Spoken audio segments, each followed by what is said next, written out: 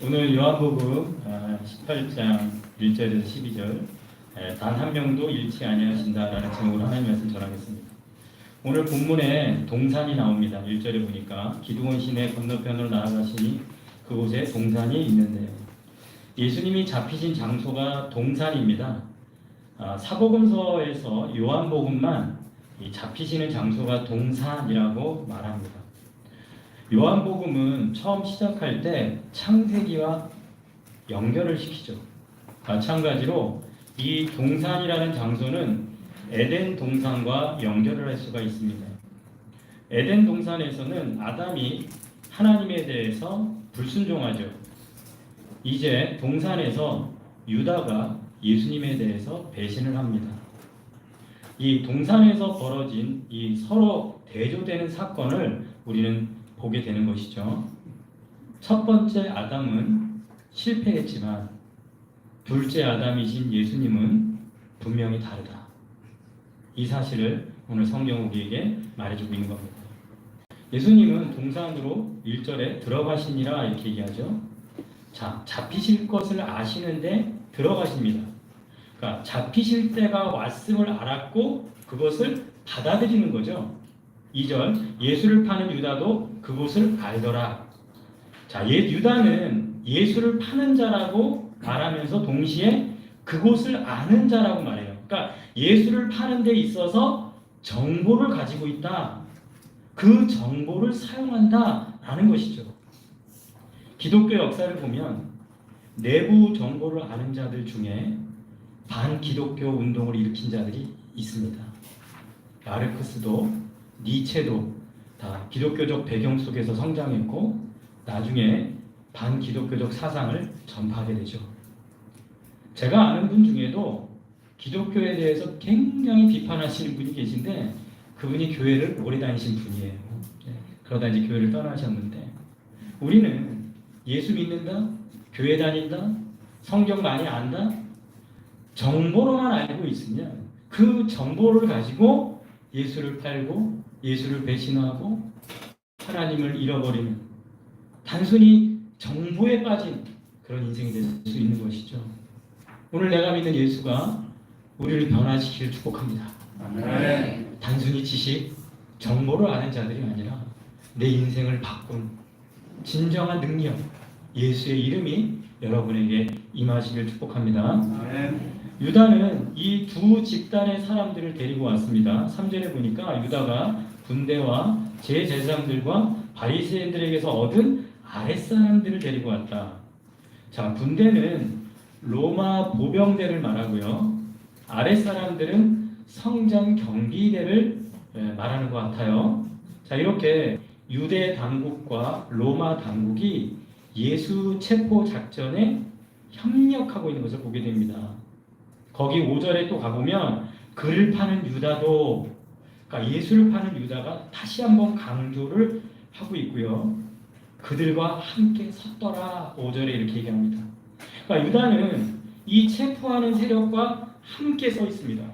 예수님과 맞서서 세상 편에 서 있는 거죠. 유다에게 사탄이 들어갔고 유다는 어둠의 영적 세력을 대표해서 유대 당국과 로마 당국 여기를 대표해서 예수님을 대적하는 그 편에 앞장서고 있는 것을 성경은 말해주고 있는 거죠. 예수님은 예루살렘, 로마, 어둠의 영적 세력에게 반대를 받고 있는 겁니다. 온 세상이 포함된 심오한 반대 앞에 놓인다는 거죠. 자, 4절에 예수께서 그 당할 일을 다 아시고 예수님은 아셨습니다. 지금 다가오는 직면하는 문제가 단순히 군사적 대결이나 정치적이거나 율법적인 전투가 아니라는 것을 아셨습니다. 자기 앞에 놓인 더 큰 의미를 알았다는 거예요. 이게 중요합니다. 지금 예수님은 세상 죄에 대해서 하나님의 진노에 대해서 자기가 짊어질 이 십자가를 아셨고 그 길을 가고 있는 겁니다. 우리는 이 세상을 살아가면서 이 세상 속에서 알아야 됩니다. 우리의 싸움이 어떤 싸움인지를 아시기를 축복합니다. 단순히 정치적인 싸움이 아니라 단순히 군사적인 싸움이 아니라 우리가 진정으로 해야 될 믿는 자의 싸움이 무엇인지 주께서 우리를 알게 하시길 축복합니다. 세상으로부터 믿는 자가 당할 일을 알고 있으십니까? 성경이 믿는 우리에게 마지막 때의 삶이 어떤지 여러분 알고 계십니까? 이제 대한항공과 아시아나항공 두 회사가 하나 되는 과정에서 우리 믿는 자들의 역할이 무엇인지 여러분 알고 계십니까? 우리는 분명하게 예수님처럼 다 아시고 우리에게 알려주시길 축복합니다. 믿는 자로서 알고 준비될 수 있기를 축복합니다. 예수님은 앞으로 나아갑니다. 4절 나아가 이르시되 정면으로 대결하십니다. 도망가거나 부인을 하려는 생각이 전혀 없으십니다. 스스로 허용하시면서 자신의 의지에 의해서 스스로 잡히십니다. 뒤로 물러서서 비겁하게 말하지 않습니다. 예수님의 권위를 가지고 그 권위의 자리에서 물어보십니다. 4절 너희가 누구를 찾느냐? 5절 대답하되 나사렛 예수라 하거늘. 자, 나사렛 예수를 찾는 그들 앞에서 예수님은 자신을 어떻게 표현하냐면 자기 자신의 정체성이 포함된 대답을 하십니다. 자, 오늘 성경에 가장 많이 나오는 표현입니다. 5절 내가 그니라, 6절 내가 그니라, 8절 내가 그니라. 그래 나다. 단순한 문법적인 의미가 아닙니다. 요한복음에서 에고 에이미 나는 뭐뭐다 라고 말씀하실 때는 하나님의 신적 정체성을 지니고 계심을 드러내는 겁니다. 나는 스스로 있는 자다 말하는 것이거든요. 세 차례의 반복을 통해서 하나님으로 자신을 나타내고 있는 겁니다. 자, 하나님이신 예수를 잡으러 왔지만 오늘 6절에 그들이 물러가서 땅에 엎드러지는지라. 그들이 스스로 엎드린 것이 아닙니다. 이 성경의 표현은 마치 더 큰 군대에 정복당한 것처럼 땅에 넘어지는 표현입니다. 자, 그들이 그렇게 된 것은 예수의 목소리를 듣자마자 일어난 거예요. 내가 그니라. 나는 하나님이다. 나는 스스로 있는 자다. 라는 예수의 목소리를 듣고 그들은 두려움과 경외와 예배로 엎드러질 수밖에 없었다. 성경은 우리에게 말해주고 있는 것이죠. 예수님의 이름, 내가 그니라라는 이 이름에 우리 모두는 무릎 꿇어야 될 줄로 믿습니다. 모든 입이 예수를 주라 고백해야 될 줄로 믿습니다.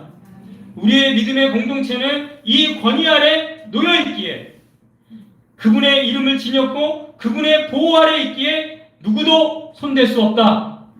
믿으시기 바랍니다. 우리 신우회가 바로 하나님이신 예수 앞에 모였고 그분을 왕으로 주인으로 예배하고 섬길 때 우리를 절대 손댈 자가 없느니라. 아멘. 우리는 이 일을 해야 합니다.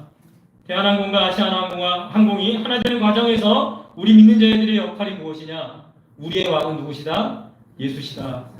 우리의 주인은 하나님이시다. 그분을 찬양하고 그분을 높이는 일에 우리가 몰두하고 집중하고 온전히 하나 되길 주님의 이름으로 축원합니다. 아멘. 자, 그들은 예수를 잡으러 왔지만 잡을 수가 없었습니다. 하지만 예수님은 잡을 수 있도록 기회를 주십니다. 유대나 로마나 사탄의 권세가 아니라 예수의 권세로 주시는 거죠. 예수의 권세는 이제 제자들을 보호하십니다. 8절 나를 찾거든 이 사람들이 가는 것을 용납하라. 나를 찾거든 나는 여기 있으니까 그들을 설득하면서 제자들은 보내줘라. 선한 목자이신 예수님은 양들을 버리고 도망치지 않습니다. 자기 생명을 걸고 양들의 안전을 지키십니다. 홀로 그들과 대결하시고 내 제자들의 가는 것을 용납하라고 명령하십니다. 예수님은 십자가 지시기 전날 밤에 제자들을 모아놓고 요한복음 13장 1절 한번 따라합시다. 끝까지 사랑하시니라. 끝까지 사랑한다라고 말씀하셨습니다. 제자들을 돌보시는 그 마음은 변함이 없습니다. 그러면서 9절에 이렇게 얘기하죠. 이는 아버지께서 내게 주신 자 중에서 하나도 잃지 아니하사옵나이다 라고 말합니다. 내게 주신 자는 단 한 명도 잃지 아니하신다. 그게 우리가 믿는 예수 그리스도인 줄 믿습니다. 우리가 인생을 살아가면서 나 하나밖에 없다라고 느껴졌을 때, 최근에 우리 교회 집사님이고 또 아시아나항 신우회의 귀한 믿음의 아들이 뇌종양 수술로 근데 한 번 수술을 했는데 좀 남아 있어서 오늘 또 재수술을 했습니다. 그렇게 수술 때에 홀로 견디고 있을 때 수술이 끝나고 회복되어졌다는 얘기를 들었을 때 저는 그것을 느꼈습니다. 하나님이 많이 사랑하시는구나. 한 번도 시선을 떼지 않으셨구나. 우리가 믿는 예수 그리스도는 여러분에게 절대 시선을 옮기거나 떼지 않으심을 믿으시기 바랍니다. 여러분을 절대 놓지 않으시고 빼앗기지 않으실 것입니다. 저는 그렇습니다. 목회를 하면서 내가 열심히 하고 최선을 다한다고 생각했는데 어느 순간 시간이 흐를수록 주님이 붙들어 주셨구나. 주님이 놓지 않으셨구나. 그래서 내가 목회하고 그래서 내가 믿는구나. 여러분, 오늘도 내가 이렇게 예배하고 찬양하고 하나님을 섬길 수 있는 거 주님이 나를 붙들고 계시구나. 나를 잃어버리지 않으셨구나. 그 은혜가 우리 가운데 넘치길 축복합니다. 예수님은 자신이 한 말씀을 그대로 지킵니다. 오늘 9절에 이런 말씀이 있어요. 말씀을 응하게 하려 함이라라. 이 표현은 예수님의 말씀을 성경의 권위로 같은 수준에 놓는 거거든요. 예수님이 말씀하시면 그 말씀은 응하신다는, 이루어진다는 거 아닙니까? 그러니까 예수님의 말씀은 결국 성경 말씀이고 그 말씀대로 이루어진다라고 오늘 성경은 우리에게 말해주고 있습니다. 예수님의 말씀에 권위가 있고 그 말씀대로 되게 하시는 그 예수님의 말씀이 우리의 것이고 내 것이고 그 예수의 말을 지키는 일에 힘쓰는 우리가 되길 바랍니다. 자, 예수님과 함께한다는 건 결국 말씀과 함께하는 것이죠. 빌라델피아 교회가 계시록 7교회 중에 칭찬을 받은 이유가 이거죠. 계시록 3장 8절 내가 작은 능력을 가지고서도 내 말을 지키며, 그러니까 예수님의 말을 지켰던 거죠. 그리고 예수의 이름, 내 이름을 배반하지 아니하였다. 그러면서 또 10절에 계시록 3장 10절에 내가 나의 인내의 말씀을 지켰다 이렇게 얘기해요. 그러니까 예수님의 말씀을 지키는 게 예수와 함께하는 것인 줄 믿습니다. 그렇게 말씀을 지켰은즉 한번 따라합시다. 내가 너를 지킨다. 아멘. 우리는 인생을 살면서 내가 나를 지키려 하지만 내가 말씀을 지키면 예수님이 나를 지켜주십니다. 이게 믿는 자의 능력인 것이에요. 그럼 우리는 뭘 지켜야 돼요? 말씀을 지켜야겠네요. 내가 나를 지키려 하지 마시고 오늘 나에게 주신 말씀, 그 말씀에 순종하려고 힘쓸 때 주 예수 그리스도께서 나를 눈동자같이 지켜주시고 보호해 주실 줄로 믿습니다. 우리 아시아나 대한항공이 하나 되는 과정에서 우리 믿는 자의 역할이 무엇입니까? 예수를 주인으로 모시고 그 예수의 말씀에 순종하는 자들이 세워지고 날로 말씀에 흥왕함이 힘이 우리 가운데 넘치길 주님의 이름으로 축원합니다. 오늘 본문 1절을 이렇게 시작했죠. 예수께서 이 말씀을 하시고 제자들과 함께 말씀을 하시고 함께 하십니다. 예수님이 앞서가시고 말씀이 먼저 앞서가시고 제자들은 따라갑니다. 그게 뭐예요? 따라가는 겁니다. 함께하는 겁니다. 함께하는 거예요. 그런데 우리가 이제 신앙생활하면서 인생을 살다 보면 자꾸 먼저 가려고 하잖아요. 여러분은 어떻습니까? 미리 행동할 때가 있잖아요.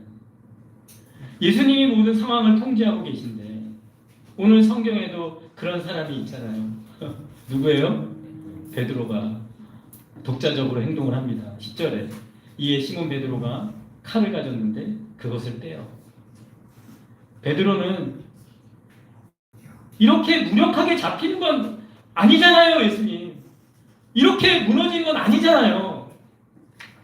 자기가 상황을 바꾸려고 행동을 합니다. 그런데 예수님은 11절에 칼을 칼집에 꽂으라 명령하십니다. 그리고 베드로를 책망하시죠. 아버지께서 주신 잔을 내가 마시지 아니하겠느냐. 지금 주어진 상황은 누가 허락하셨다? 아버지 하나님께서 허락하셨다. 예수님이 마셔야 할 잔은 고난의 잔입니다. 그 고난의 쓴 잔을 주시는 분이 누굽니까? 하나님 아버지시다. 로마 군사나 유대 지도자도 이 잔을 줄 수가 없습니다. 오로지 하나님 아버지만이 아들 예수에게 명령하실 수 있는 것이죠. 그렇게 예수님은 스스로 자신을 내어주시는 겁니다. 세상의 구원을 위해 아버지로부터 오는 고난의 잔을 마시는 것이죠. 그래서 오늘 12절에 예수를 잡아 결박하여 스스로 제물이 되셔서 결박이 되십니다. 예수님은 우리 믿는 자의 본보기가 되십니다. 그래서 우리 예수 믿는 자 우리 모두도 아버지로부터의 잔을 받아서 마셔야 될 줄로 믿습니다. 나에게 하나님이 주신 고난의 잔이 무엇인가? 그 고난의 잔을 주신 분이 하나님이십니다. 그 비록 고난으로 가득 차 있어도 그 잔을 받아 마시는 자에게 가장 복된 삶을 주실 것이라는 그 믿음으로 주님 앞에 나아가시길 주님의 이름으로 축원합니다. 요새 현대인들이 가장 추구하는 게 편한 삶이죠. 편한 삶. 우리 예수 믿는 자의 추구하는 삶은 고통 없는 편안한 삶이 아닙니다. 믿음으로 말씀에 묶여서 세상과 다른 삶을 사는 것이고, 믿는 우리에게 주신 짐, 믿는 우리가 지는 십자가를 견디는 것이 바로 믿는 자의 삶임을 여러분 꼭 기억하시기 바랍니다. 일부러 억지로 힘든 길, 고난의 길, 일부러 가라고 이런 말씀 드리는 거 아니고요. 그리고 생고생하라고 이런 말씀 드리는 것도 아닙니다. 인생을 살다 보면 믿음의 길을 걷는 자들에게 주시는 고난이 올 때가 있습니다. 그때 믿음으로 받으시기 바랍니다. 하나님이 주신 거거든요. 절대로 원망 불평하지 마시고 하나님이 주신 그 잔을 오늘 예수 그리스도처럼 받으시고 결박되어져서 하나님의 뜻에 여러분의 인생을 맡기시길 바랍니다. 한번 따라합시다. 내 인생을 하나님과 묶어버리자. 네, 그래서 하나님과 묶여서 하나님이 주시는 모든 것들은 선하고 아름답다라고 믿고 그 믿음의 길을 가시기를 주님의 이름으로 축원합니다. 자, 오늘 말씀을 정리하겠습니다. 우리의 주인 왕이신 예수께 엎드려 경배하고 예배하는 우리 믿는 자의 역할을 다 하시길 축복합니다. 그리고 예수 그리스도의 말씀, 그 말씀을 따라가고 그것이 예수 그리스도와 함께하는 것입니다. 그리고 고난의 잔을 마실 수 있게 해달라고, 그렇게 믿음으로 함께하는 이 길을 여러분 두려워하지 마시기 바랍니다. 한번 따라합시다. 단 한 명도 잃지 아니하신다. 아멘. 기도하겠습니다.